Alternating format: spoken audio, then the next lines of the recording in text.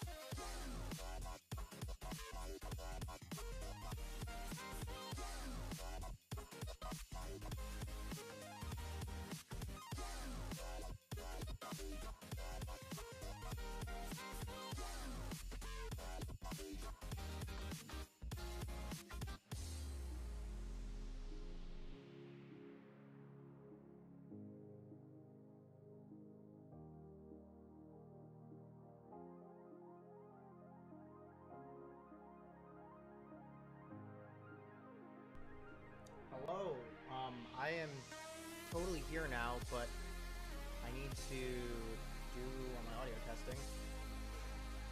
Sorry if it's super quiet. What's that, like 2 seconds? Oh, are we live? Yeah, we are live. Oh, well, hello, chat.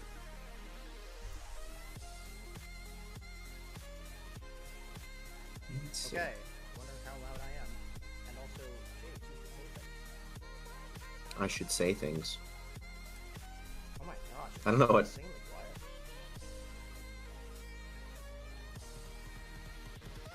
Wow. What if I turn myself way up and then wait 5 seconds?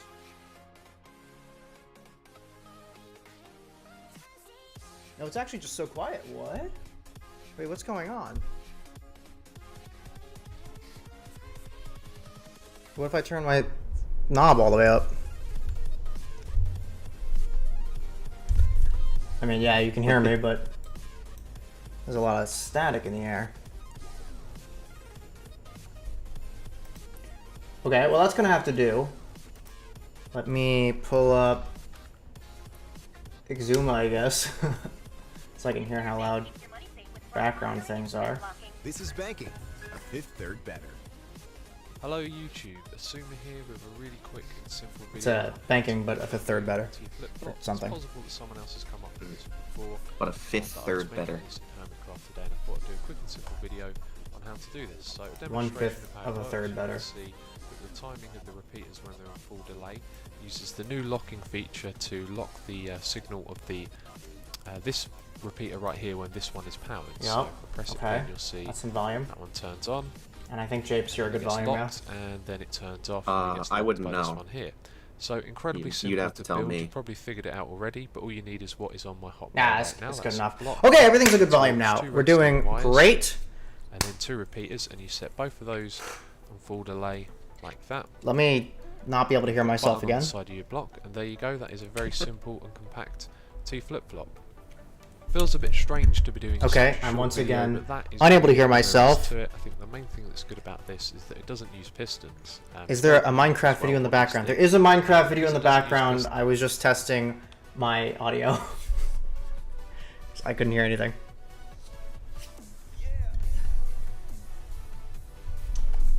I was watching Compact Pistonless T-Flops by Exuma Void, which... Oh wait, this would have been so helpful. What? Helpful for what? Making Minecraft redstone contraptions. There's no piston in this T flip-flop. Weren't you paying attention?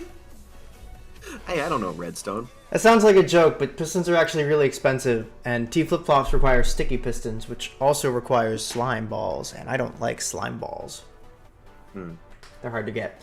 But yeah, sorry guys, I was having severe audio difficulties because I haven't streamed in a while, so all my audio was messed up, and I didn't remember how to set it up, but I got it set up. And there are 6 separate channels with all of the different audio separated, so my editor will be very happy with me. And we're good. Life is good. So I guess I can take down the Schmarting soon sign with Bird catching a sick hang 10. And oh, I never pulled up Visual Studio. Now we Please just hold. get Windows. Now we just get Windows, that's right. I want Visual Studio Community 2022, right? Yeah, the old one. Behold, the old one. I didn't know you had 2 versions. I have, well, I have 2026 on my laptop, right? Hmm. Okay, this should be it. I'm gonna hit go just to make sure that I have the latest version, because I just moved it over from my laptop. Ooh. Ooh. Oh no. Apparently I am currently targeting .NET 10. What are you? Is this coming from FNA? Oh no way!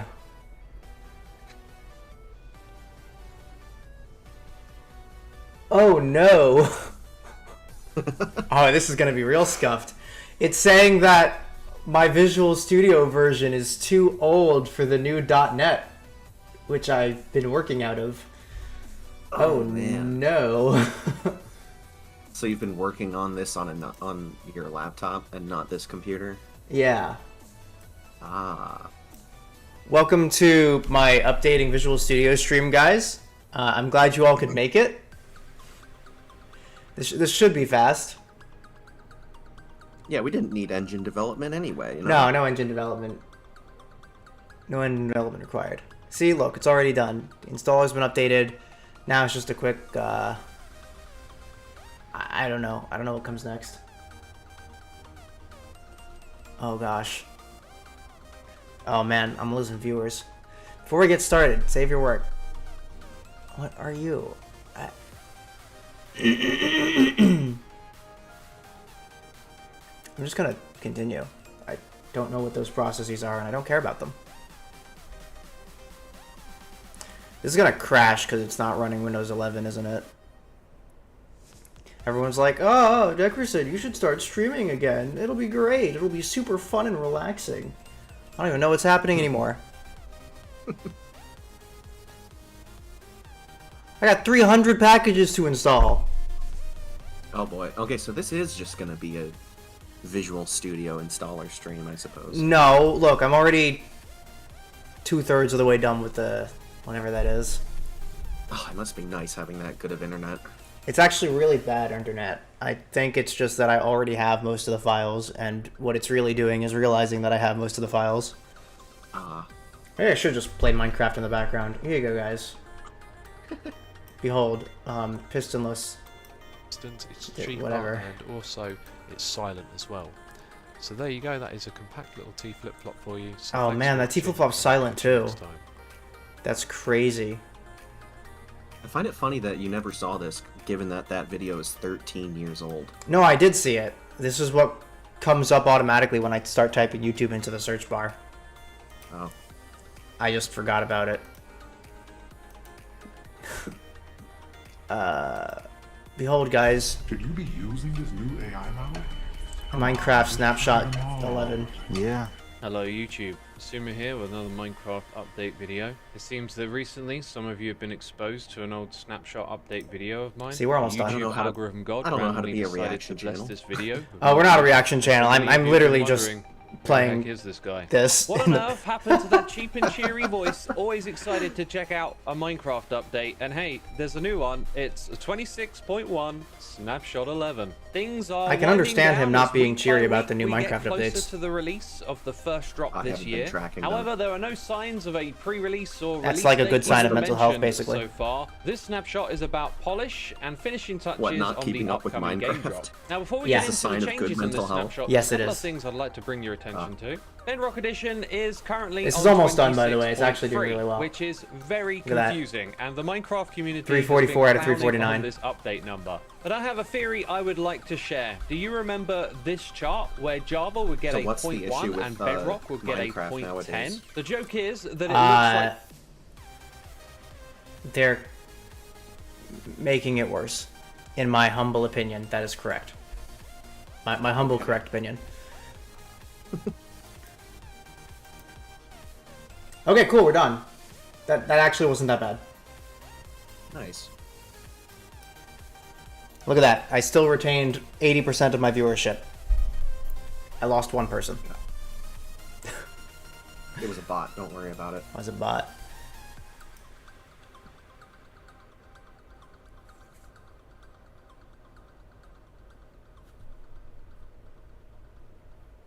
An error occurred.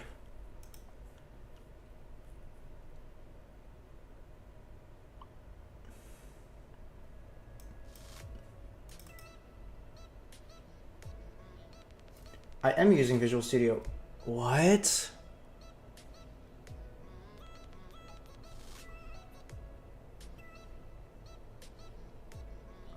Does .NET 10 just not work on Windows 10?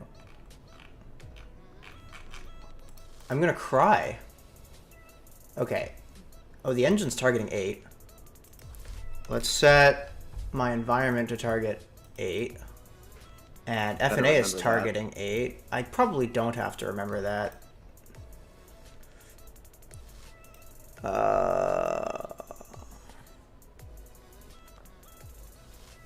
Project.assets.json.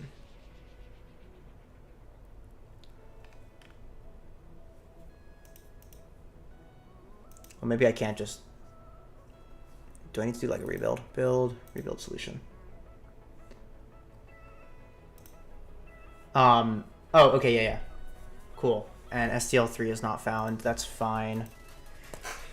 Yeah, unless I took advantage of some code from .NET 10, which I probably didn't, because they've just been adding, like, niche things. Yeah, I won't have any problems.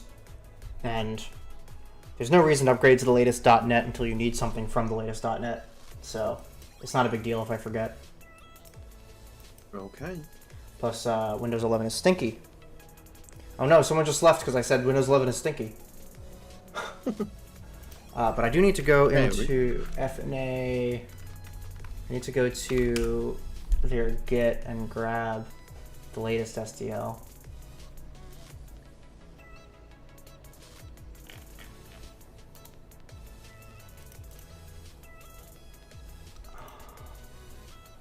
I can get this in front of you guys. I don't need to gatekeep FNA. So, setting up FNA. Gotta come down here, get the FNA dailies. And, oh cool, of course I'm not signed in. That makes so much sense. Why would I be signed in to this app that I use every single day?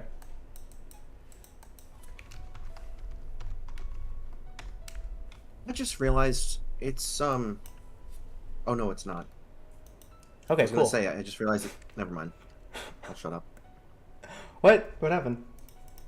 No. I just I was gonna say I just realized that today was Pi Day, and then I'm like, no, it is not. In fact, Pi Day. Oh, I was gonna say I didn't realize it was Pi Day at all. You had me look at the date. Yeah. Okay. So I just grabbed the new FNA libs. I need to uncompress them.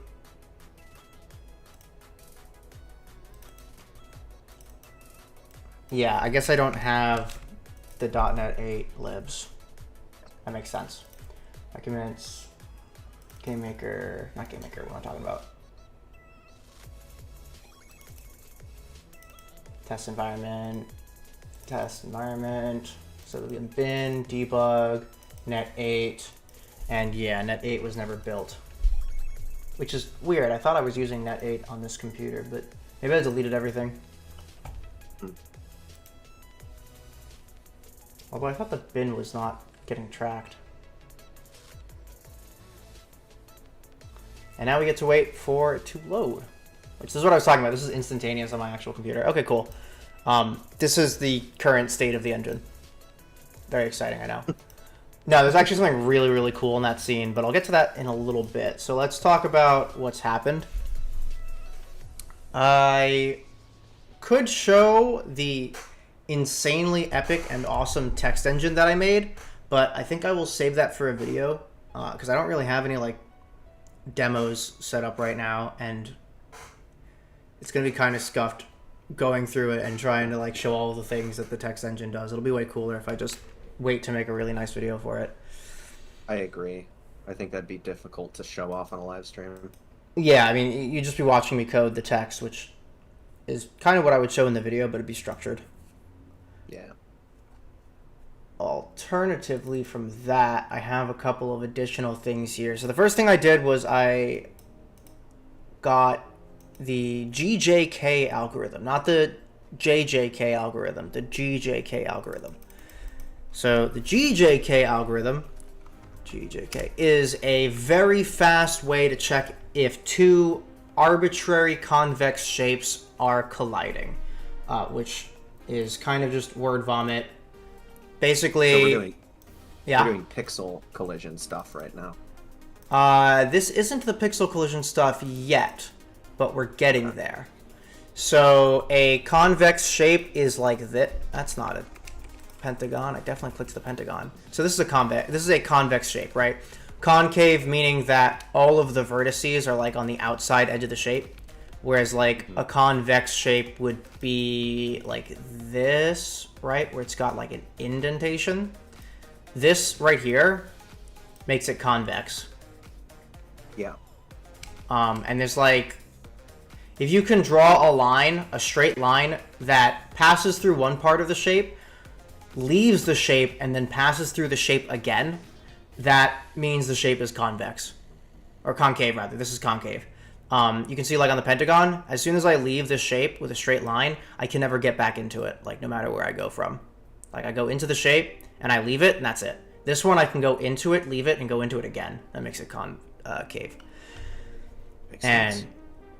But it's not like we're missing something, because you can turn any convex shape into the sum of several convex shapes. So both of these two shapes are now convex, and you can just test for collision on both of them to see if there's a collision on the overall shape. So hope is not lost. So that's kind of the strategy that you're building up to for this? No, I did that already. It's done. Okay. Tuesday asks, will this be a 4-hour deep dive? I hope not. I really...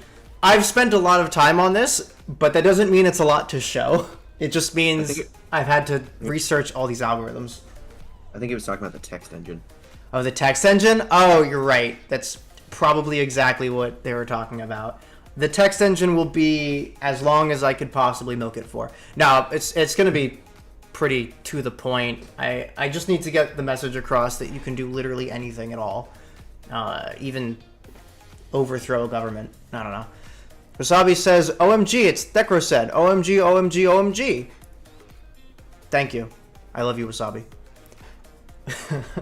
Hello, Wasabi. I got all the stream regulars in today. You guys are awesome.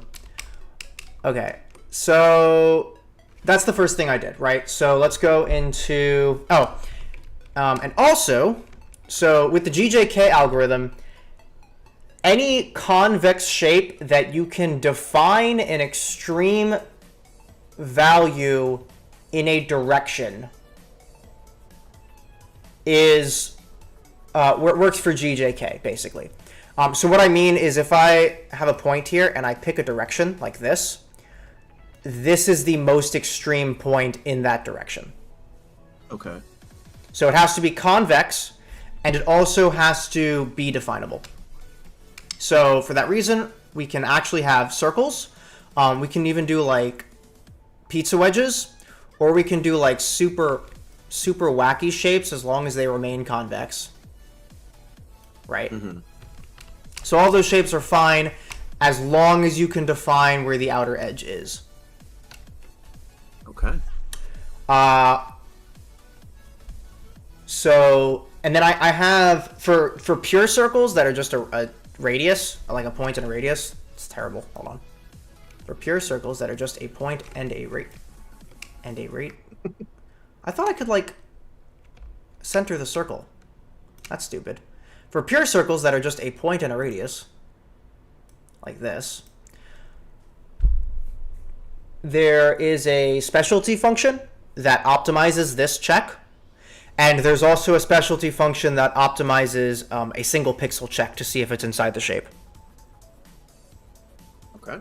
So this will be used for pixel perfect collision algorithms too. So you can define a GJK shape and check pixel perfect collisions against your sprites, which is really cool. So what that means, like in let's say you have a game with tons of triangles anywhere like this, like just a bunch of triangles. Like, I don't know what the triangles would be used for. Maybe you could like say that they're spikes. And if you had like another, like a little character that jumped around and had a gun, and like touching the spikes would make them die. Yeah, I wonder what that looks like. Yeah, that'd be a game. Maybe I'll make that someday. You can optimize that collision by using GJK.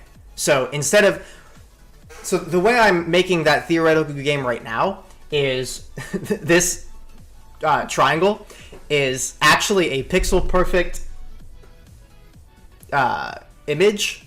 So I'm doing a pixel perfect calculation to see if my theoretical character with a gun touches the triangle and dies. But with GJK, I can instead just say, are you inside a triangle? And that's going to make the check so much faster. I can have so many more triangles. Although, what's up? It's already hard enough. That game's already hard enough. No more triangles, please. What are you talking about? The game doesn't exist. It's all theoretical and hypothetical and stuff. Right, yeah, of course, yeah. No. No, I was going to say it's actually already extremely fast to do these checks, but it could be faster, I guess. So now it's That's faster. it. Now it's faster. That's all I have to say about that. So, yeah, this is really exciting. So let me show you what that looks like. So I have my GJK test scene open right now.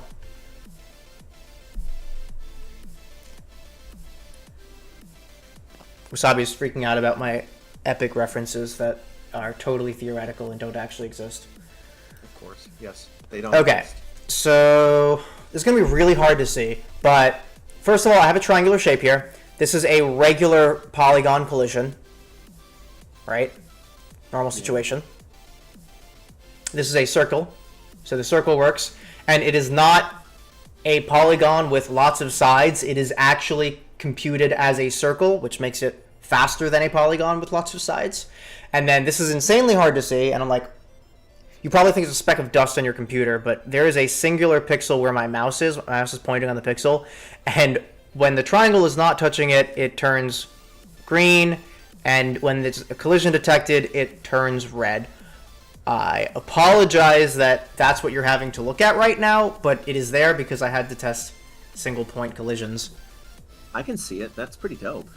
Wasabi asks, doesn't doing a lot of checks tank the processing power? It does. That's kind of the main reason that games run slowly is collision checks. That's the main reason the juiciest game runs slowly is collision checks. So this is going to be really, really good. Now I can have triangles. Like, previously, if I wanted these shapes, they would be pixel perfect collision checks, and now they're super fast peer-reviewed paper GJK checks. It's really good. It's really, really good. So this is a huge improvement. Okay, next. So that ended up being a little bit of a side quest. I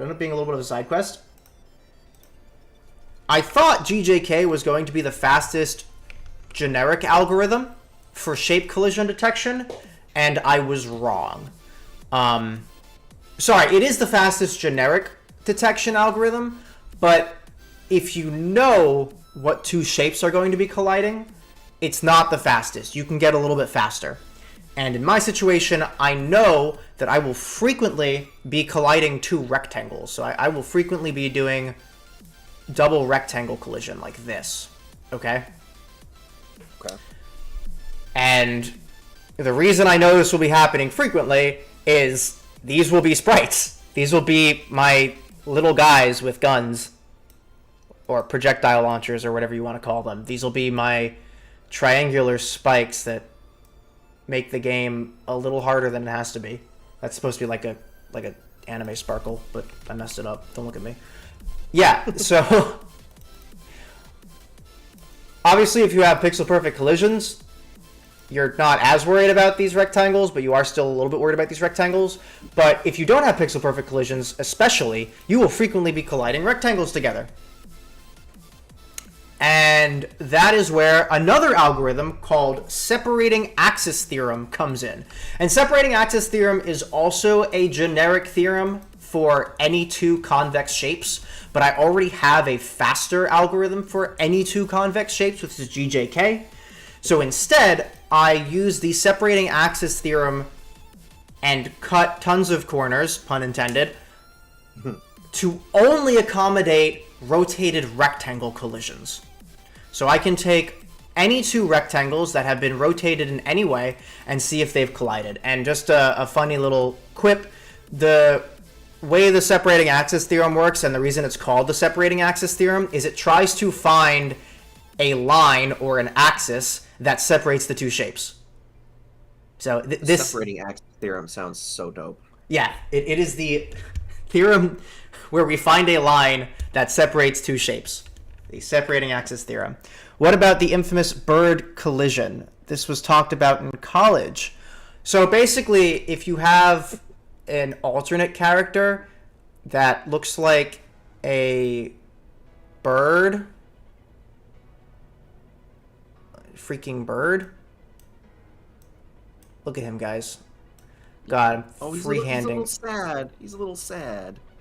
No, he's not sad. He's an old man. He's got like a beard and stuff. Oh, the beard, the bird beard. Yeah, bird beard.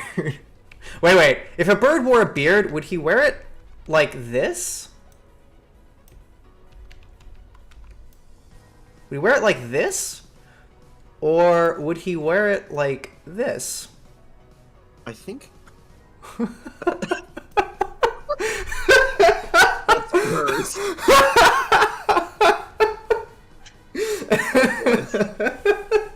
That's so much better than I thought it would be. Okay. Yeah. So separating axis theorem is dope because normally you have to check every single axis.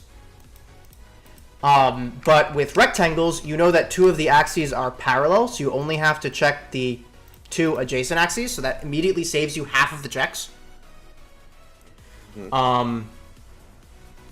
You also, the separating axis theorem requires that you calculate perpendicular lines to the axes, but once again, because you know these are rectangles with 90-degree angles, instead of calculating the perpendicular line, you can just grab the other axis.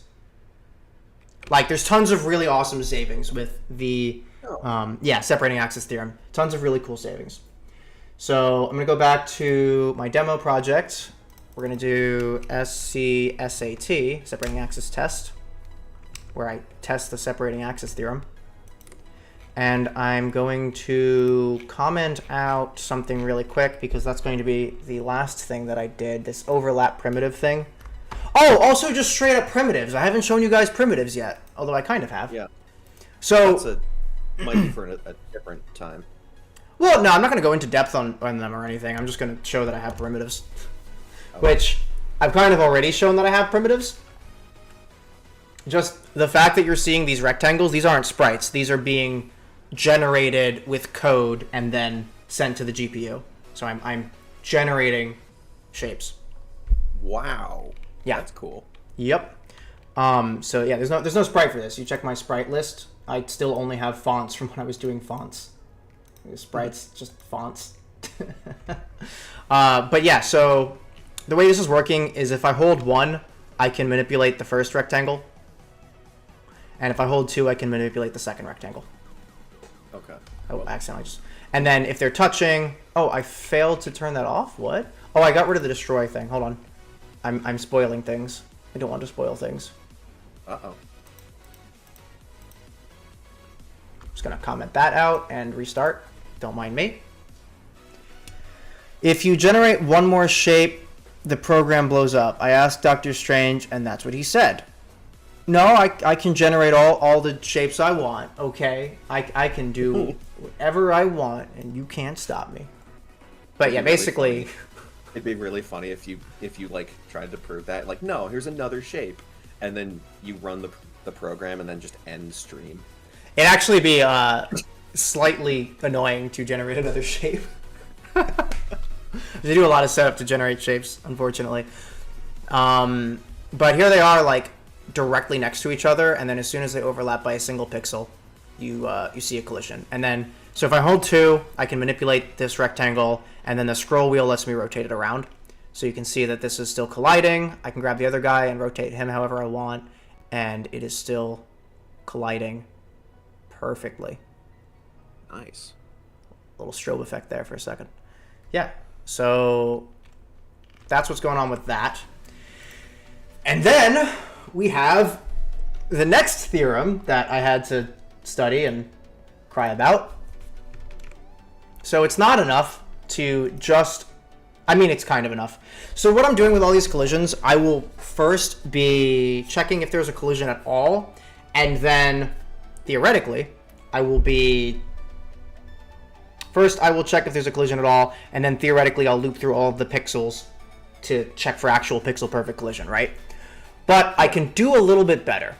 If I have a rectangle like this... Oh, I almost did that perfectly. That's so sad. If I have a rectangle like this, and then I just have a regular rectangle... Wow, I did that one perfectly. Wow. Wow. And then I do... transparent selection, grab this. Okay, collision here. I have detected a collision. Naively, I can start with... I should choose a different color.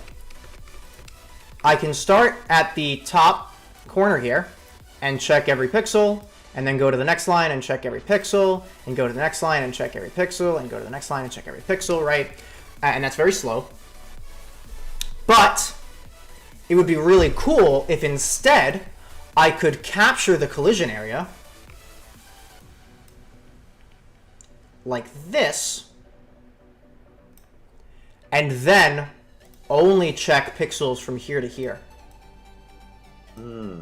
That'd be really neat. That would be really neat. Yep. Let's see how you done did it. So, yet another algorithm. And this is actually really funny. I couldn't find this algorithm. I was like looking stuff up. Wait, what about the tomato sprite? Isn't that a bunch of shapes? Would that mess up the collision, or are you just calculating collision based on its hitbox? Which tomato? Tornado. Tornado.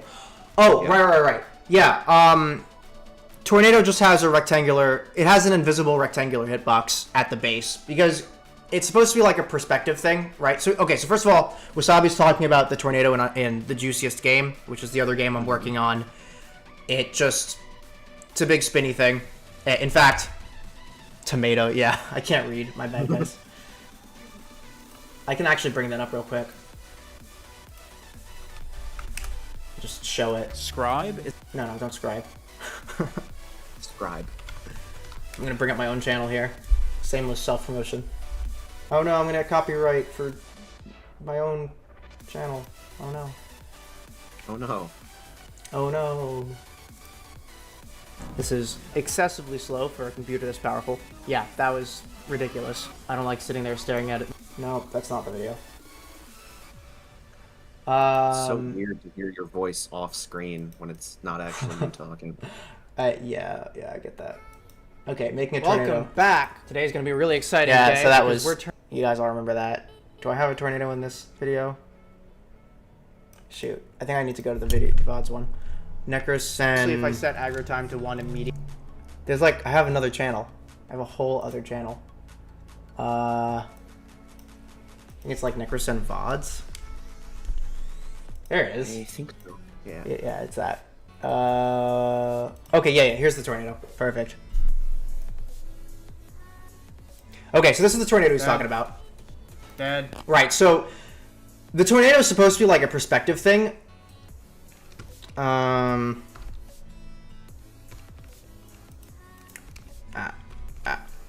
struggling here. So I'm going to grab this and just pull it into Paint so I can play with it. The tornado is supposed to be a perspective thing. So you imagine like I have my little player character here. This entire part of the tornado is not meant to be a hitbox. You're allowed to stand back here and not get hit. So it's just sprites at the top that you're...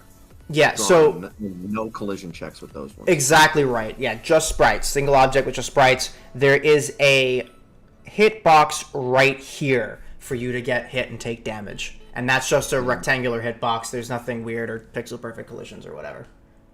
All right.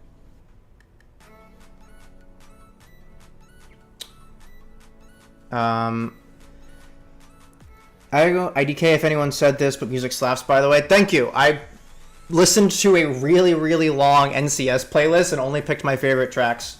But I was also only allowed to pick the tracks that didn't have vocals. So it eliminated a lot of really good music, but at least you can understand the things I'm saying. I'll rewatch all of those VODs and comment on every single one of them. You are epic for doing that. Probably not worth it, but you're epic for doing that. I appreciate you. Anyway, yeah, so that's the deal with the tornado. Okay, so... Right, what I was saying is... I couldn't find an algorithm for it. So I made my own code that I thought was really, really cool, and I was like... I took the An point... algorithm for what exactly? For finding this collision shape, basically. Okay. Yeah. I wrote an algorithm finding that collision shape.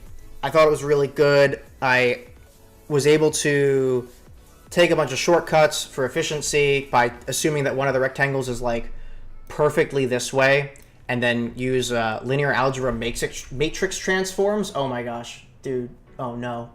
Oh, that's so scary. I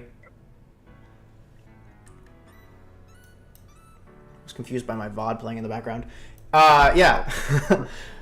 Doing all kinds of cool stuff. I thought I did a good job. I had like... I got the equation for this line in terms of x and in terms of y, so I could get like the xy collision of this point and like the collision here and the collision here. And I was so proud of myself because I couldn't find an algorithm online that did this. And I was like, I'm kind of a noob at C#. Let me just take all of my code and paste it into Gemini AI and ask it if it thinks my code is cool and efficient. And Gemini AI said, hey, that looks like the Sutherland-Hodgman algorithm, but worse. Oh. And I had this super long, like 200 lines of code to do my algorithm with tons of if statements and tons of like branching and horrible nonsense and generating lists, which you're not supposed to do because it's low efficiency and it's bad for the stack and blah, blah, blah. Can I tell a little story? And Gemini was like, here's 30 lines of code that does it better. And it was right. Yeah, you could tell your story. Go ahead. All right. So we, at my company, which is a pretty small company, we hired a guy to do like software on something, and he said that he was like qualified. Turns out he had taken a single MATLAB course in college, and that was his qualification. And all he did was use Google Gemini to try to figure it out. And we got rid of him because he was just not qualified for what the company wanted him to do. But he did essentially show my boss that Google Gemini was pretty useful for that kind of stuff. Dude, that's crazy. You actually probably didn't know this about me, but I hate MATLAB. Oh, I didn't know. Wow, if only there was a game. that made you hate MATLAB even more. It's a good thing my only 4 viewers here are people who know me personally, because this is going to make absolutely no sense to anybody. That's the only reason why I'm making the joke. I know. I prefer the Dr. Eggman algorithm. I put my faith on that. He peed on the moon. He did. Don't tarnish my boy. I'm gonna piss on the moon! How do you like that, Obama? Oh man, that's pretty good. But then there was... I can't believe that video is 7 years old, man. I can't believe Exuma's pistonless T flip-flop video is 13 years old. It's all right. All right. Right. Okay, so let me demonstrate this algorithm. So the last little bit of that is I get this shape, and then let me do that in red so it's actually visible. I get this shape, and then I find the furthest most points in the negative x, negative y, positive y direction, and use that to draw a rectangle, and the rectangle is my double nested for loop that I can search. Okay. And if you're new to coding and you're like, why don't I just search inside the triangle? That's because it's not easy to do that. You can only really search squares easily. What I would have to do to only search the triangle is definitely more expensive than just searching the entire square. I'll just leave it at that. Okay, so now let me show you that. This is the line of code that I just commented out, which was drawing that. This is another type of primitive called a line. Wow, it sounded like I was being super sarcastic there. I'm like, this is called a hexagon. No, I realize everyone here probably knows what a line is. What I meant is that there are line primitives. Oh. Yeah. So check this out. Look at that. Oh. Yeah. Yeah. That's. Yeah. Oh man. That is sick, right? Yeah. Sabi says, talk to me like I'm 5. Oh man. Yep. And it works like for either shape being rotated, however you want. So this is heavily optimized for double rectangular collisions, again, because that's most of my pixel perfect collisions. But I'm also going to make a generic version that will work with any GJK polygon. Okay. And like, there's some imperfection, mostly due to like floating point stuff. Like look at this. These are colliding according to my SAT, not my standard test, but the separating axis theorem. But the Sutherland-Hodgman approach did not detect any crossing axes, which Which one was that optimized for again? The Hodgman approach? both of them have been optimized for rotated rectangles. Ah, I see. Okay. Yeah. So in this case, they're red, which means the separating axis theorem caught it, but you don't see any black lines, which means the Sutherland-Hodgman approach did not catch it. I see. Okay. Yeah. Which, now that I think about it, kind of sucks. When I do the Sutherland-Hodgman approach for my actual pixel perfect collision detections, I'm probably going to have to extend the rectangle by at least 1 pixel in every direction, just to make sure I catch things, because efficiency is cool and all until you miss things. Right. Yes. Shortcuts are only good until they cause problems. Yeah. Wasabi says you should recreate the Super Mario 64 Mario BLJ and create the negative speed force to rewind time and create parallel universes. He's talking about the backwards long jump, I think, where you Yeah, can do you go know up about the Bowser infinite stairs. Do you know about the parallel universes in Super I Mario 64? do know about the parallel universes in Super Mario 64, but first we have to build up speed for 12 hours. No, you don't. Yes, I do. He builds up speed for 12 hours, and the reason he needs to do that is because he has to get to the properly sloped triangles on the bridge, but you can only go down in speed when you go to the triangles, and there aren't the correct triangles that he needs, so he has to jump to parallel universes so that he can get to the next triangle on the same slope. Oh, I haven't heard about this. I was That's- thinking of a video that was like from 2018 or 19. You're thinking Beating- of Watch for Falling beating- Rocks. No, I'm thinking of a video from like 2018 or 2019 or somewhere around there, titled "Beating Super Mario 64 with half an A press," and it uses parallel universes very heavily. It beats the entire game with half an A press? Yes, you Oh. press That's new. once. You press A once and never let go of it. And it's TAS only. It's not human viable. But Right. Oh wow, that's new. Because Watch for Falling Rocks was a big thing because you can beat that level in half an A press also. I've explained in the description several times what a half A press is, and I still get comments in the comment section saying you can't have half an A press. You either press A or you don't. But I think what you guys need isn't a paragraph description. I think you guys need to see an example. were you reading something? No, and that was actually definitely not the correct quote. That was just from memory. That's Watch for Falling Rocks, half an A press. Okay. Yeah, that's kind of what like made that whole thing famous. That one video. I think the beating the whole. How old's the? Never mind. It doesn't matter. I'd be really surprised if beating a single level in half an A press was older than beating the whole game in half an A press. It was not older than beating Yeah. the whole game in half an A press. Yeah, I suppose you're right. But who knows? Maybe that world gets completely skipped and people just want to do every single world. It might be. Yeah, it might. It might have been the case. Like It could either be someone beat that level with only half an A press first, and then someone tried to beat the entire game, or someone beat the entire game without playing that level, and then someone made a task to do that level. Yeah. Doesn't matter though. Anyway, this is interesting. This detected a collision here with the Sutherland Hodgman approach, but SAT did not detect a collision, so I'm getting a black line, but the rectangles didn't turn red. Oh. That's what happens when you have two different collision algorithms. And by the way, neither of these algorithms are wrong for disagreeing. It's not checking the pixels on the screen, it's checking an actual line.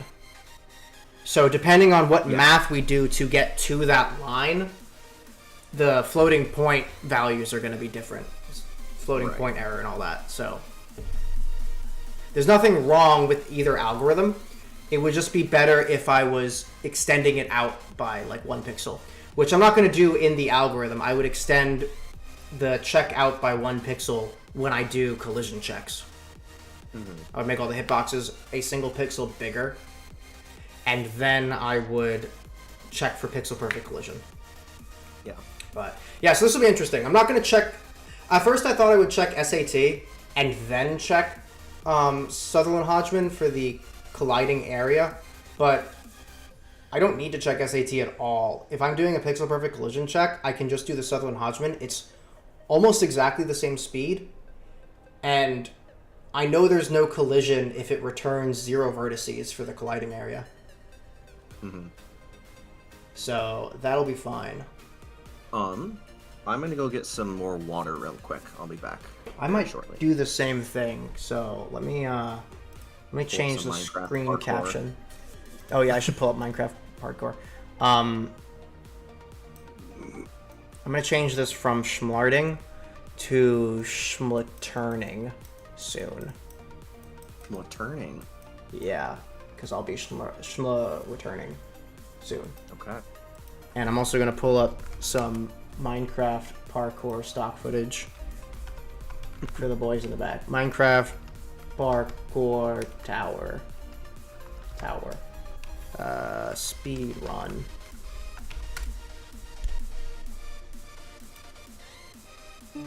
Welcome In to case you Top didn't know where Wizard. this was actually from. It What'd all you say? starts with a small fire. Dream was in another controversy recently. We're not talking about that on stream. No. I didn't even. I don't even have any opinions on it. I just saw that it happened.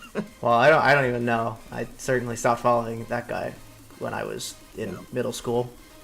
No, I'm just kidding. I wish I was that young. All Alright. Alright, BRB. Water break. Enjoy the Minecraft parkour, everybody. Tuesday says, oh, thank God, some parkour. I was worried my attention span was improving. Wait, why do I have... Why did I double my viewership as soon as we're gonna go get water? That's so stupid. Whatever. It doesn't matter. I promise I will be right back. I'm just getting water. All right.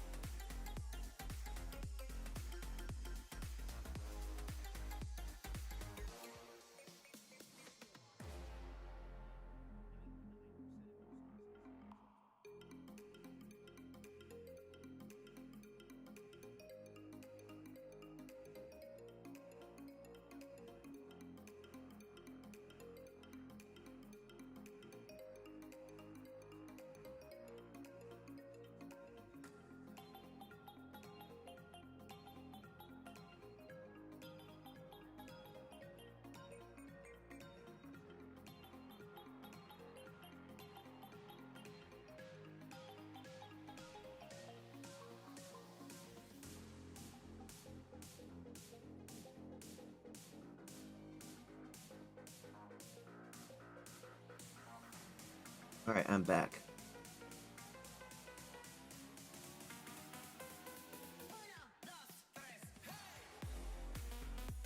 Oh. Well, there you go. For some reason, you're a little quieter to me. I don't know why.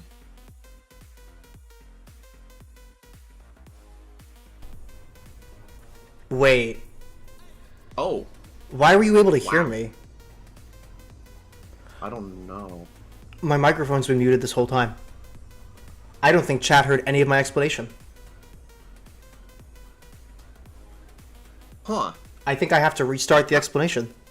That explains why Wasabi yelled at me, go get water. What I said when I returned was, hey, my water bottle's full. I actually came prepared. Imagine that.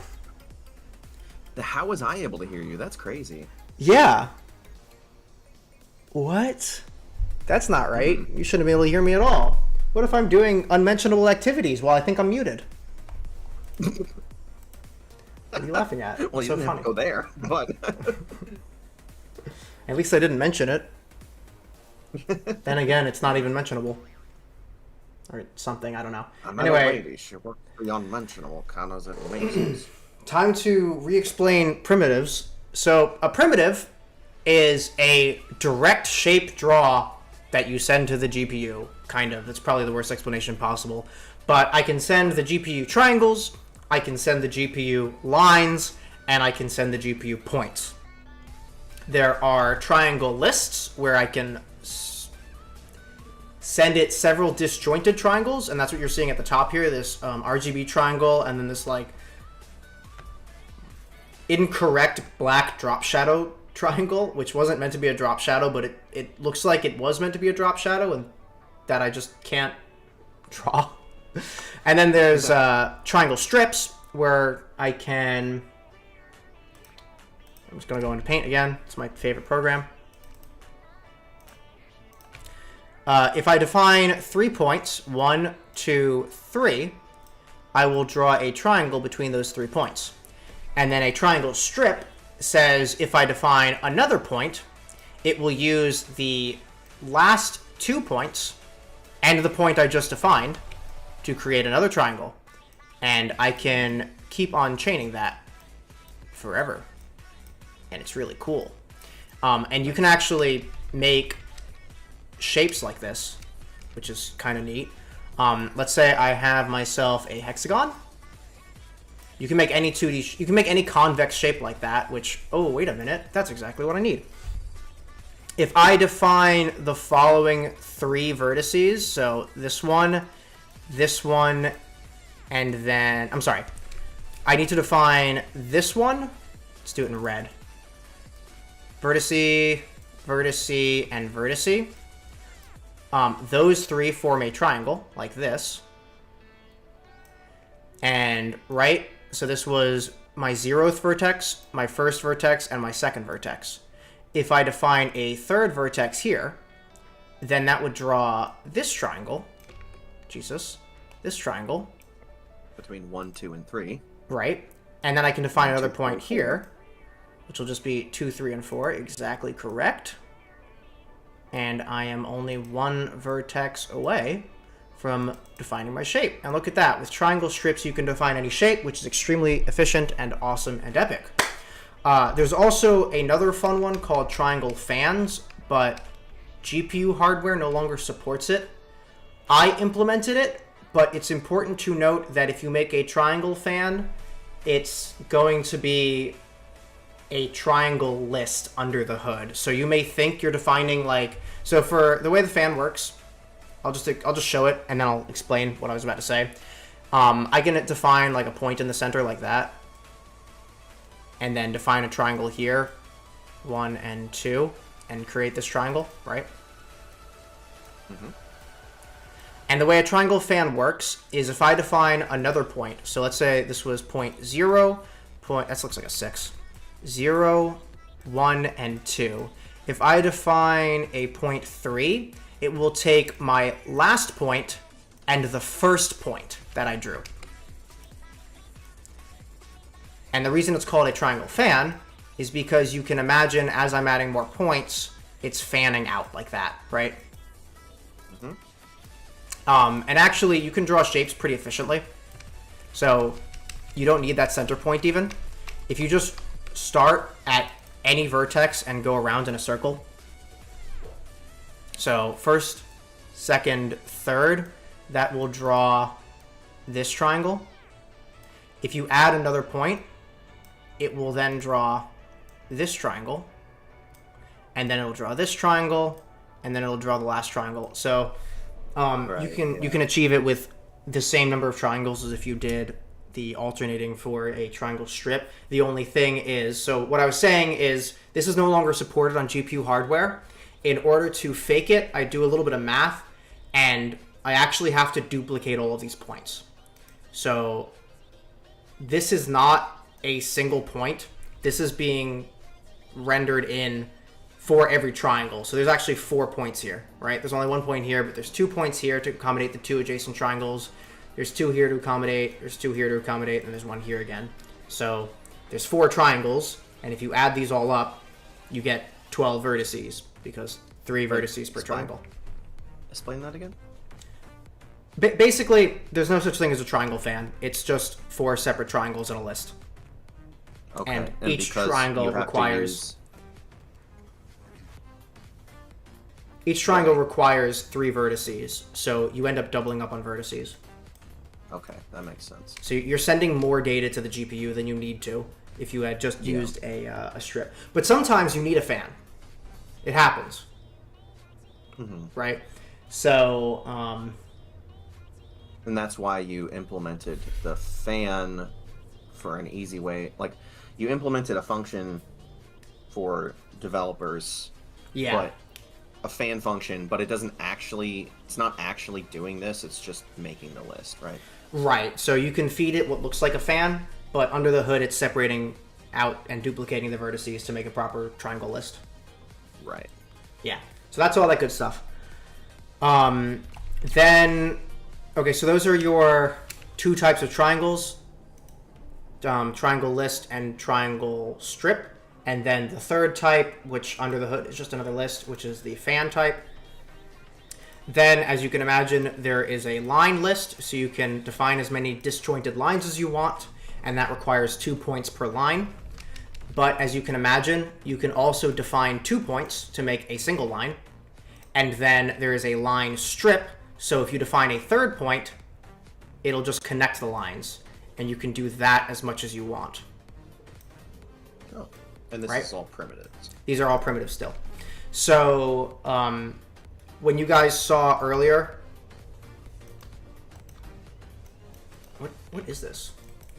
What screen am I looking at? Oh, right, I was looking at the primitive screen. I'm like, why is it blank? What you guys saw earlier, and I can pull it up again. This is going to be SAT, I think, right? Yeah. Earlier, the overlapping area... So when I had these two triangles, when I had these two rectangles, imagine that's a rectangle. I believe in you guys, you can do it. Okay, you don't have to imagine In anymore, I 3D can show it space. to you. No, it's not in 3D space. So this triangle here is being drawn using a line strip. Okay. Yeah. And so, unfortunately, I do have to duplicate the last point. So, like, this is 2 points. This is a third point. And then I do have to draw a fourth point. And I have 2 vertices here. But, obviously not a problem. You just have to tell the last line to connect to the first line. That's what's going on. Right. Yeah. So that's for visualization. And then finally, you can have a point list, which is just as many disjointed points as you want.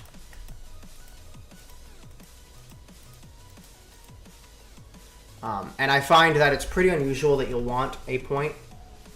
I guess if you have lots of points, a point list makes a lot of sense.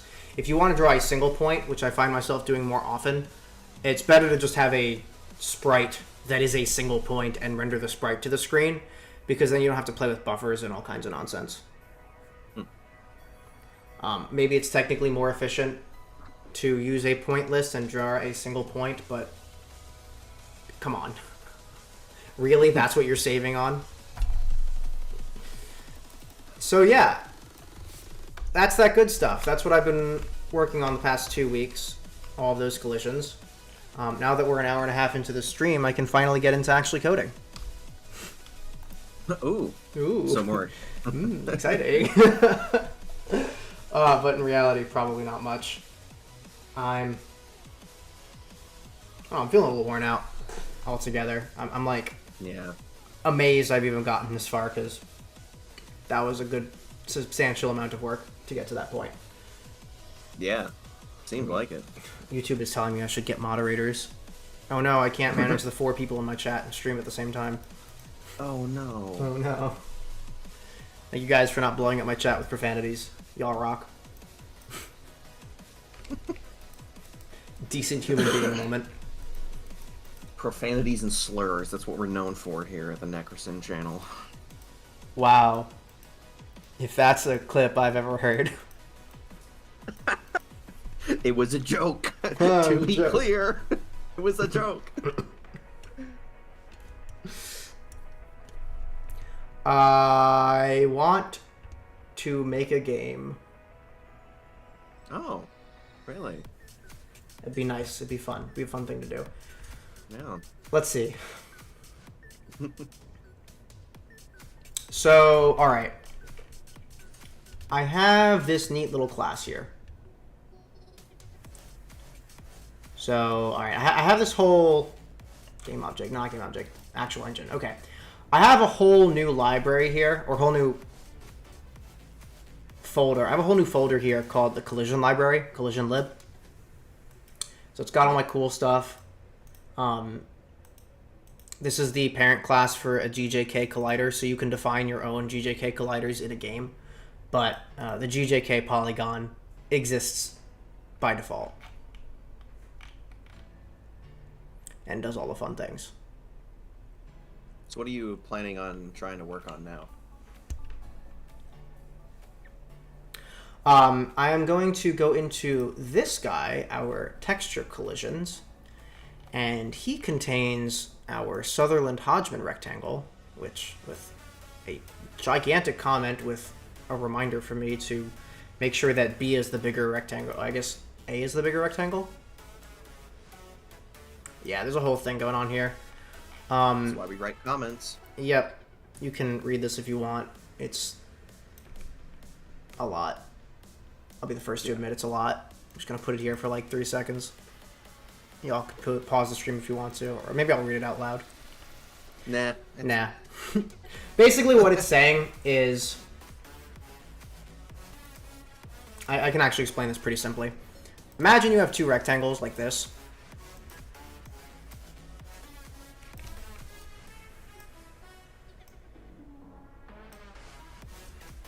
So, there's a better chance that the smaller rectangle will be completely inscribed in the bigger rectangle.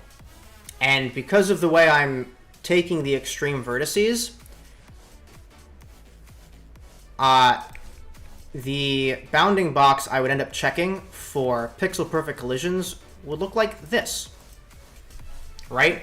And you can see there's a ton of empty area here that I'll be checking for pixels. The way the algorithm works is I rotate both rectangles so that one of them is perfectly upright. So this situation is going to be very common. This is not even like one rectangle is rotated and the other isn't. No. I'm rotating both rectangles so that one of them is perfectly upright so I can save on calculations later. Now imagine this scenario. The large rectangle is the one that's been rotated. Oh, that's a tornado. I didn't even ask how that happened. Now imagine the large rectangle has been rotated. Okay. And again, use your imagination to imagine that this is in fact a rectangle. And inside of it is a smaller rectangle. What's going to happen is the smaller rectangle will exactly fit inside the other rectangle we draw. And we will waste no pixels. Isn't that a better situation? Oh. Cool, right? Yeah, I don't know if I fully understand, but I guess keep going. Well, so this is the colliding area, right? Oh. Yeah, Yeah. okay. No, I understand. This is the colliding area, and this is space we're checking that isn't part of the colliding area. Right. Whereas if the smaller rectangle is the one that's upright, this is the full colliding area. Right. Yep. We don't waste sense any now. space. And actually, so this is actually constant. I'm sorry, I take it back. I was gonna say something silly. At 45 degrees, the wasted area is the same as the non-wasted area. So basically, the green region is the same as the as the blue region all added together. So it's like 50% waste. Makes sense to me. Yeah, that sucks. So this giant paragraph is basically telling me to make sure that the smaller rectangle is the one that I keep upright. Right. But the TLDR is yap, yap, yap, yap, yap. Anyway, yeah, so the AI spat out the Sutherland Hodgman approach, which I tested and it worked, and I was like, dang, that's crazy. And then I completely rewrote it from scratch and made it way better because the AI is stupid and does redundant things, and I don't want any AI in my freaking game engine. Go away. Also, its comments are stupid. Its naming scheme is stupid. I noticed something that happens with AI naming. Okay. It I'm interested. names things what they are. It'll say like value, it'll say like array, like it'll name it array, it'll name it all these things. It won't name it what's actually happening. So this right here, overlap vertices count, this was just called count because it was a number, it was a counting number. This is descriptive. It tells you that it's the overlapping vertices. We had also a really good one here. Okay, this kind of sucks. It's a long name. This current vertical actual component, which I realize is a mouthful, but it is the component either x or y of the current vector. Makes sense. Right? So And what did it name it? it named it val1 current. Yeah. Of course it would. Yeah. So that's all gone. There were some fun things in there. It loves to do this kind of thing where it sticks the plus plus inside the index. I honestly think it's ugly. I looked it up to see if it even saved an instruction on the assembly level, and it doesn't. It's the same number of instructions. So doing this is just to be less readable. It's like, get out of here with that. Fun. So yeah, just stuff like that. I went in here. I made it smaller in some places. I made it bigger in some places. The AI put this right here. You have to get the previous actual component and check if the previous vertex was inside the rectangle. And then down here, you set previous vertex equal to the current vertex, previous Boolean, whether or not it's inside, equal to current, whether or not it's inside, previous actual component equal to the current actual component, and then on the next step of the loop, you calculate all the current stuff, right? The AI put all of this stuff inside the for loop. So it was like, this is nothing. This is maybe 5 instructions total, which is nothing. But I still pulled it out of the for loop because it didn't need to be in there. Yeah. So it was like stuff like that. I went through this line by line. The AI was really nice because I didn't understand the Hodgman rectangle, the Sutherland-Hodgman approach. I didn't understand what it was saying to do. Right. But I saw the code. I didn't understand the code. The code was a mess. But I went through it line by line. I figured out what was happening, and then I made it myself, and it's better. That seems to be the best use of AI from what I've seen, at least currently. Yeah, like- and It gives you a really good starting place, but then you kind of need to clean it up. yeah, I think anyone wanting to learn to program, like actually learn how to program, don't use AI for at least 3 years. No. Like 3 Yeah, years I agree. at all.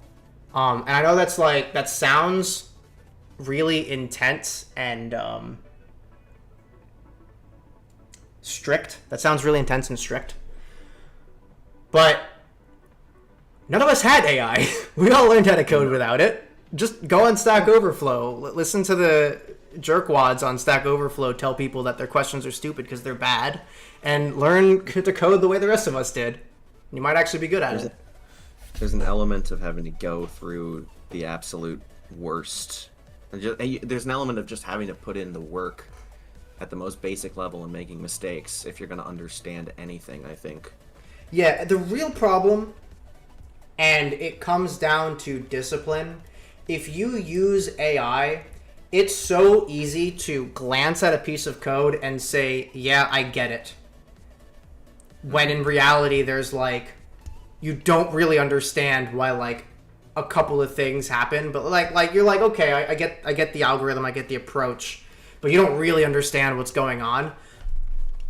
When when I first received the Sutherland-Hodgman whatever thing, there's 2 buffers here, and you literally just pass them back and forth. Like, input is buffer 1, output is buffer 2, then input is buffer 2, output is buffer 1. You just pass them back and forth and keep swapping what they're doing.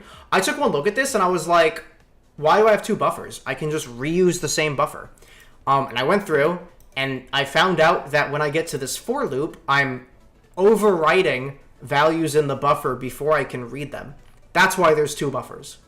And the AI didn't teach me that. It just gave me the code.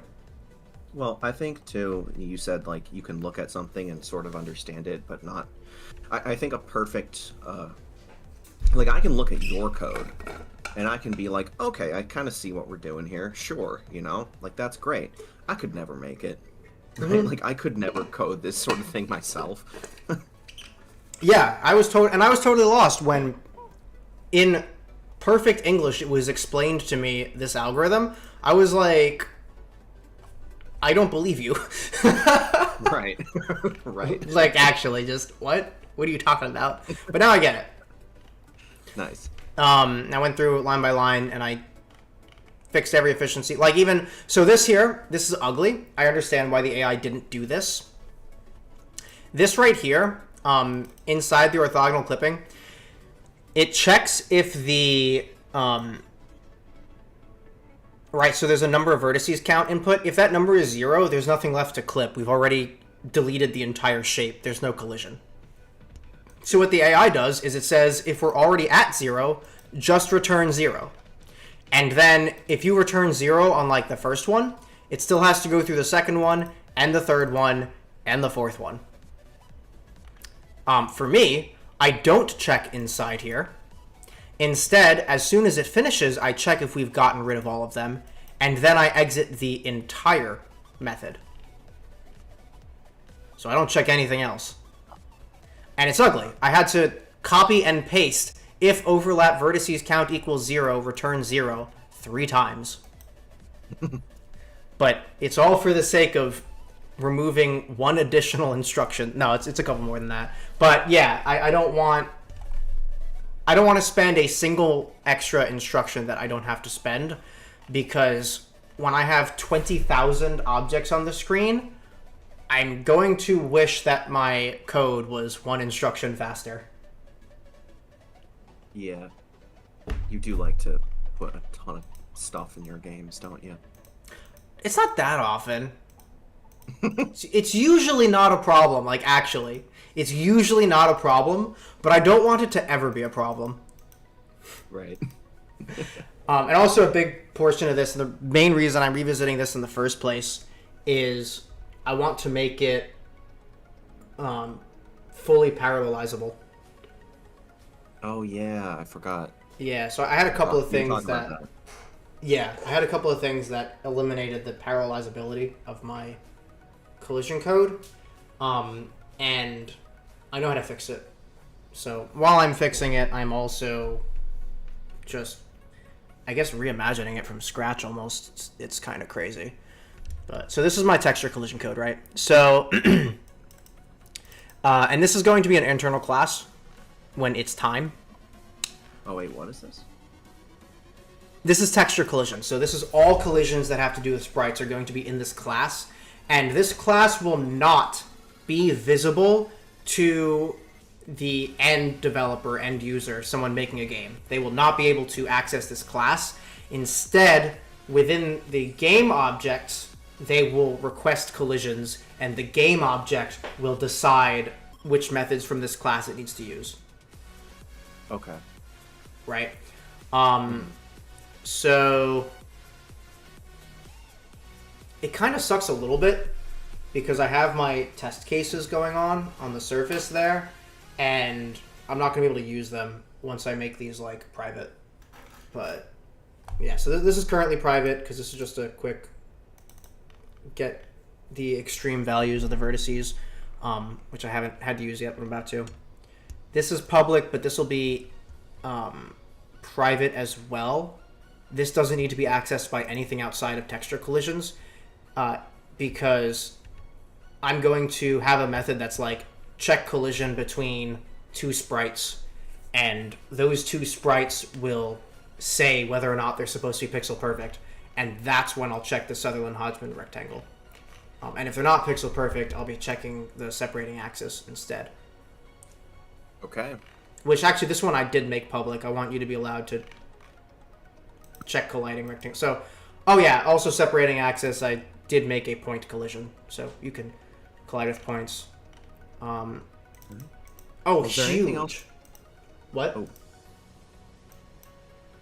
Never mind. Huge just gonna ask. thing. Yeah. You're gonna ask. Thing. Go for the heat. Were you gonna ask Go if I for had it. anything else to show?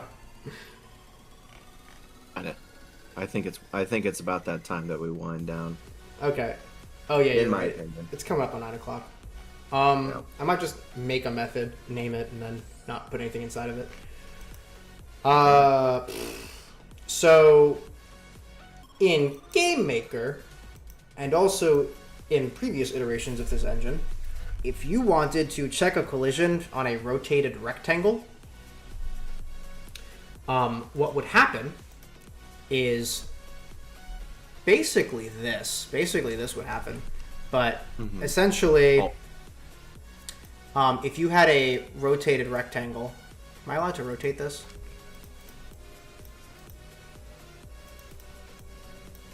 No, not easily. If you had a rotated rectangle like this. Again, imagine it's a rectangle. Not to scale. If you had a rotated rectangle like that, both GameMaker and my engine would fit a bounding box to it like that. Ooh. Yeah. So you don't get the optimization. Oh no, it's fully optimized. It's faster than my code even. And the reason it's faster than my code is because that's a collision. Yeah, the whole red rectangle becomes your colliding box because there's no rotated rectangle collision. Oh, I see. Okay. Yeah. So yeah, way faster than my code. But it's not as accurate. No, it's not as accurate. That's what I was getting at. So if you wanted an actual rotated colliding box, you had to turn on pixel perfect checking. Oh. Yeah. Now you can call separating axis and run the two rectangle case. You can also call separating axis and run a rectangle versus a point case. And I haven't added it yet, but you... Oh. No, okay. I haven't added it yet, but you'll be able to add a circle as well. Okay. So those are big things. And that'll be by default. So from now on, if you ask for a collision between two sprites and you don't have pixel perfect collisions ticked on, but one of the sprites is rotated, it will respect that rotation. And it used to not. Okay. I think I see what you're saying. Yeah. It won't do this, basically. It won't do this nonsense. Yeah. It's garbage. So yeah, that's the good stuff. What's coming up next, and will probably happen... Actually, it was kind of good that stream was just me yapping, because otherwise we'd be getting into the weeds with matrix math and all that nonsense. Right. That's a whole process. Yeah, and that's kind of why I didn't want to stream today, because I thought that was going to end up happening. And honestly, I've gotten to show you guys everything. It's probably happening next week, which is sad. But so here's the deal, right? We're going to have... so previously, everything was in GameObject. And then I've got my collision code. Is it just called new collision? Oh, right. Here's the old collision code. It was big. It was hundreds of lines. Wow. It was literally, what is it, from 400 to 870? It was Whoa. 470 lines. It was a big deal. And I'm going to make it better. Okay. But main guy here, so collides with, yeah, this was like the meat and potatoes. You give it a position and the thing you're colliding with, and it returns a collision. And if your collision type is pixel perfect, we end up with this intersect pixels method, which has this big guy right here.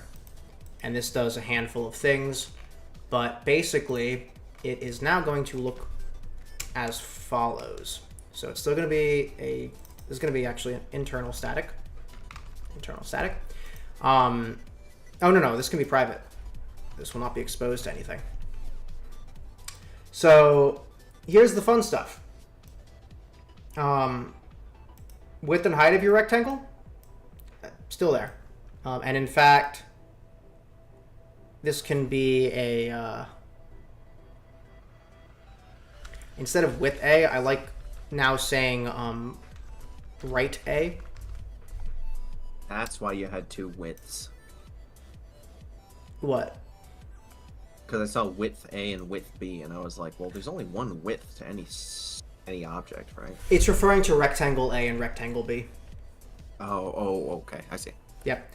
And now so now we have the right side of A, and then we're going to have the bottom side of A.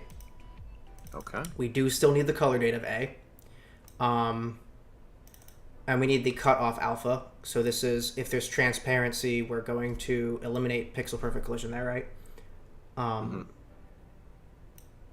Then we no longer need transform B, but we will need A transform. So I'm just going to move it over here, we'll say.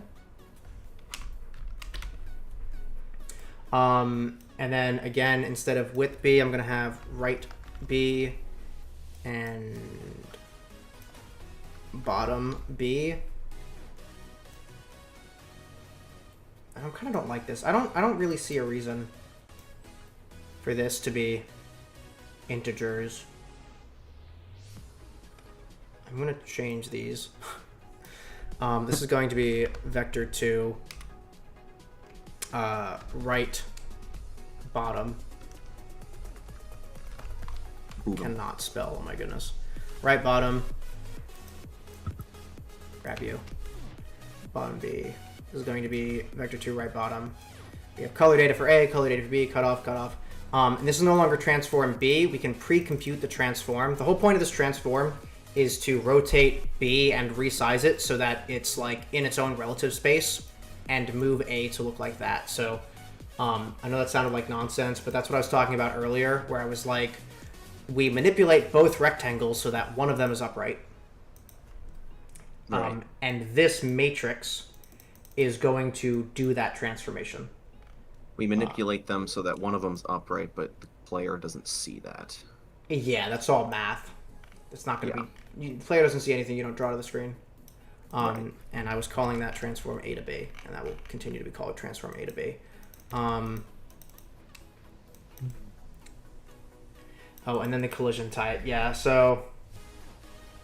Collision type is basically which of these two guys is...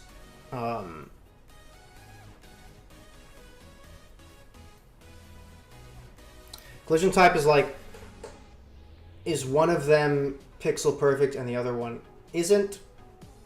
Or are they both pixel perfect? And I think that will end up being... Because if one of them is not pixel perfect, I'm just going to have like pixel intersection with an SAT rectangle. So I'm actually going to eliminate this. That's going to go away. And I'll just have another function do something for that. So that would be like, instead of intersects pixels, this will be like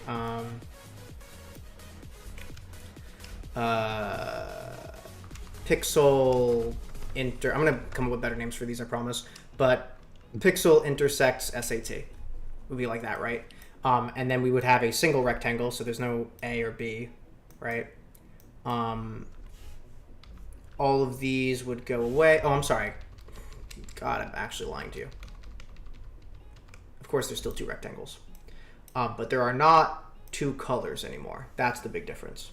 And importantly, actually, I got that backwards. We're getting rid of these ones. Importantly, B is the rectangle that will be upright. So we want that one to be the one with pixel data. Okay. Because that's the one that we're going to be looping through, right? And then the last thing that I almost forgot about, this will be like int colliding width. That's so not how you spell that. Oh my goodness. Int colliding width. We've also got int colliding height. And that is the special colliding area. That's the reduced colliding area that we got from our Sutherland-Hodgman, right? Right. Yeah. Yeah. So that'll be our for loop. And these are like these are basically the two most important ones. Then there might also be like kind of similar to this. So now there is still like colliding width and colliding height. Oh, I'm sorry. These don't just need that. They also need like oh gosh, it's like vector to colliding start position, right? And then it'd be vector to colliding end. So it's like this would be I could say instead of that maybe top left and then bottom right of that rectangle. That is a little bit more descriptive, yeah. Yeah, just had to think about it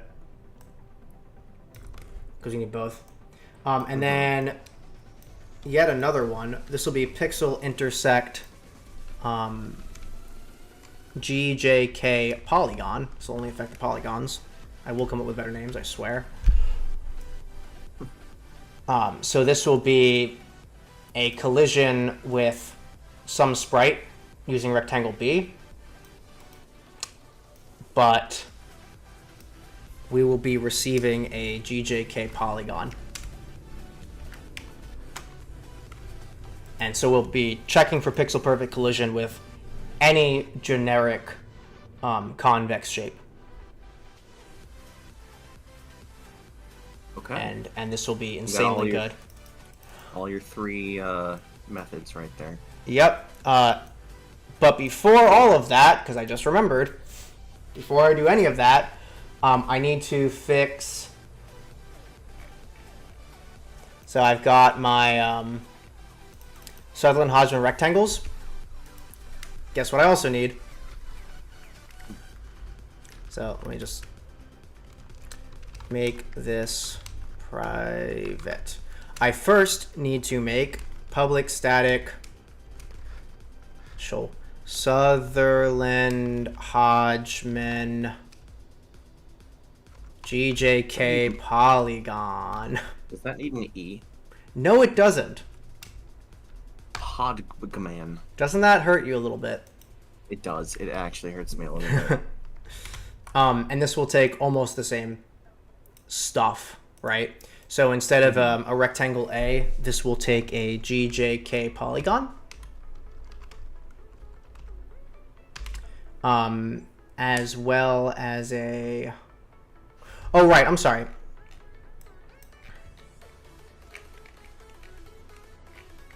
Oh, no. I take it back. Okay, so this doesn't just need to be, right, the GJK polygon. I also need the output vertices. Oh, wait, no, I don't. I got colliding top left and colliding bottom right. I already freaking did that. LOL. Okay, yeah, polygon. And then we need our rectangle. And by the way, you might be thinking like, wait a minute. If we only have the bottom right of rectangle A and the bottom left... Oh, shoot. Bottom right... Don't look at me. If we only have the bottom right of rectangle A and the bottom right of rectangle B, how do we know where the top left is? Well, that's what this transformation does. It moves rectangle A so that it is relative to rectangle B in the correct spot. And rectangle B... Huh? That's the matrix math, isn't Exactly. And we only apply that to rectangle A. Rectangle B stays where it is because this whole calculation is relative to rectangle B. So any stretching, any rotation, any movement, translation, gets applied inversely to rectangle A. So rectangle B doesn't have to receive any of those calculations. it? Nice. Yeah. So that's rectangle B. I, of course, need my transformation A to B, which will be applied to the polygon so that the rectangle can stay upright. It's more important.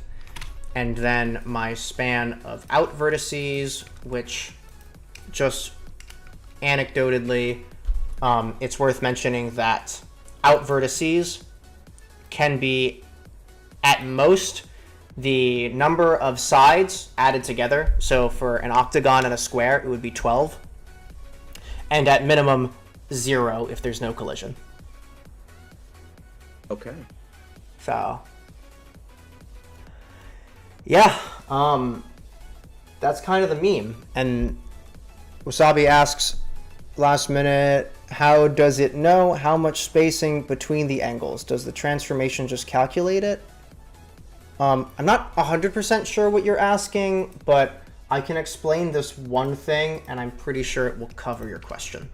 So imagine you have a rectangle like this, and it's coming from a sprite, right? So the sprite's like a square. This rectangle is like double the height. So the original sprite is a square, but it's been stretched out. So like you might even think of it like this. And by think of it like this, I mean I'm actually going to draw it for you. You might have like a little MATLAB guy, for example. A little MATLAB guy with an orange gun. And you've applied a stretch to it. Like so. Okay. And then you have another square object. Maybe this is a spike. So spikes look vaguely like this, right? And even... Oh, there isn't a good way to just rotate things in this, is there? Crap. Wait, I have GameMaker open for this very reason. Oh boy.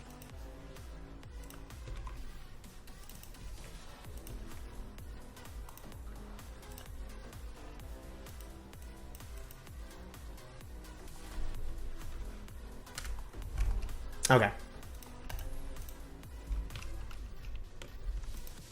Okay, yeah. So let's rotate this real quick. Let's rotate it 30 degrees, because why not? Who cares? I'm going to grab my MATLAB. So this is my rotated MATLAB, right? So if I'm checking collision against this, what I'm going to do is I'm going to first unstretch everything. So I would take this, and my MATLAB's been doubled in height. I'm going to put it back to its normal height. Okay, so MATLAB is normal now. But look what happened to my spike. My spike has been stretched. So here's my spike.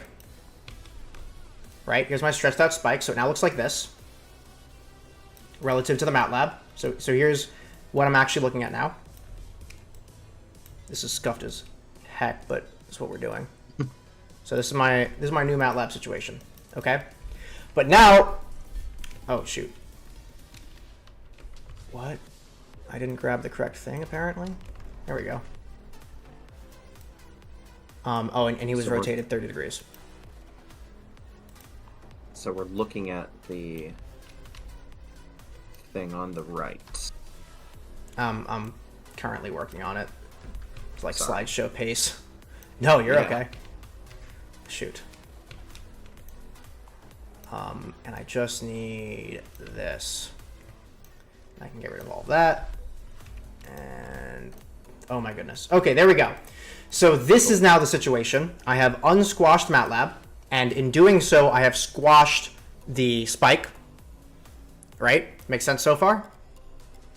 So you extended MATLAB for a reason. No. And then MATLAB was already extended. I'm saying I can have a collider that's been resized. Resized, okay. So I'm checking for a collision with MATLAB that's twice as tall. And in order to check for a collision with a MATLAB that's twice as tall, I can instead make the spike half the size, because MATLAB is going to be my main colliding object, right? This is the thing that I'm making upright. So first I have to unstretch it, so now it looks like this. Then I need to unrotate it. So this will be counterclockwise. So now MATLAB has been unrotated. And the spike hasn't been affected, it's just been a part of this entire process. Exactly right. Yeah. But here's the trick. What's actually happening is I took the original MATLAB. I took the one before I stretched it and before I rotated it. And I'm using the original MATLAB, which means I didn't have to do any of those calculations. Instead, what I did was I inverted the calculations that were done on the spike. I inverted the calculations that I would do on MATLAB and applied them to the spike instead. And by doing that, let's say they were both rotated to begin with, or they were both stretched to begin with, now only one of them is stretched and rotated. And all of my calculations are way easier because now I can just check for collisions with an upright rectangle, which is super easy. Ooh, That's what's pretty happening. nifty. Yep. That's pretty nifty. Yeah. I'm sorry, Wasabi. Wasabi sent dizzy emoji. Basically, I can take two rotated things and undo the rotation on one of them so that I have one rotated thing. Yeah. Yeah. Well, and I having think one I'm- rotated thing saves me so many calculations later. Nice. I think I'm fading, so I'm gonna Yeah, I bet. pop off. I bet. It's a lot. I've spent the last 2 weeks just reading papers. Oh my god. Yeah. I can imagine. I don't like reading. Even when it's All for in programming. 1 week, learning like 2 or 3 new algorithms. Oh my gosh, wait, that's right. You and I met last week, and none of this Yes. existed. When we met last week, I just had primitives, right? Yes. Wow. Yeah, I did all of this in 1 week, except for the primitives. The How about- I mean, you showed me some primitives. Yeah, I did show you the primitives. How about you rotate my sprite and your sprite to smooch? You joke, however. However,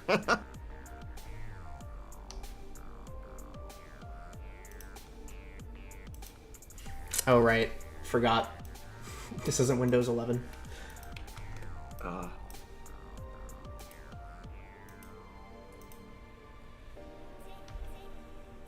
Wait. I'm getting there.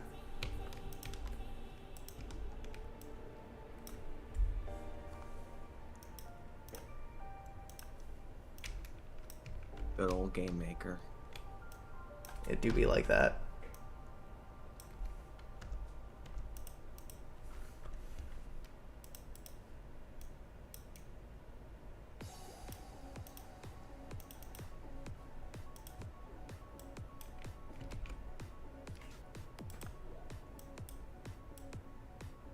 They're smooching now.